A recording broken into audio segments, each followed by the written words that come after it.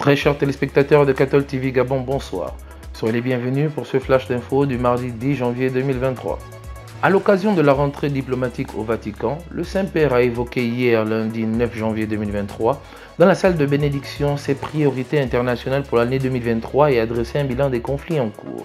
Devant 183 diplomates accrédités par le Saint-Siège, le pape François a de nouveau évoqué la Troisième Guerre mondiale par morceaux. Il a ainsi appelé de ses vœux 4 piliers de l'encyclique Pacem in Terris, dernière encyclique du pape Jean XXIII, vérité, justice, solidarité et liberté. Hier, lundi 9 janvier 2023, en après-midi, dans la salle polyvalente des Sœurs de l'Immaculée Conception de Castres de Cise à la Garoutière, s'est ouverte la session ordinaire de la Commission apostolique biblique, doctrine de la foi, nouvelle évangélisation et catéchèse. Cette session ordinaire s'est faite sous la présidence de leur Excellence, Monseigneur Mathieu Madégal-Boakéyan, évêque de Mouila, et Monseigneur Ephrem Johnny, évêque de Franceville. Au centre des travaux, plusieurs points ont été évoqués, dont l'apostolat des laïcs, la doctrine de la foi, la nouvelle évangélisation et la catéchèse. C'est ce mardi 10 janvier 2023 que se sont achevés les dits travaux. Le Christ a été honoré le week-end écoulé par les choristes aussi bien dans les paroisses liées au patronyme de son père adoptif que celles liées à sa mère. À la paroisse Saint-Joseph de Lalala, un concert a été organisé pour célébrer les 20 ans de sacerdoce du curé, l'abbé Jean-Paul Chimatou. À la paroisse Notre-Dame des Apôtres, le concert religieux a été organisé par la commission Caritas.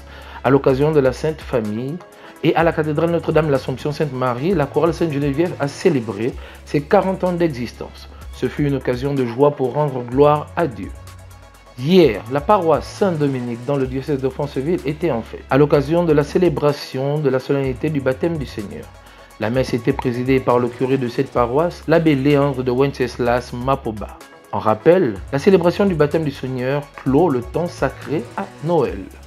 Le dimanche 8 janvier 2023, son Excellence Monseigneur Ephrem Johnny, évêque du diocèse de Franceville, a effectué une visite pastorale dans la paroisse Saint-Basile d'Ongoni.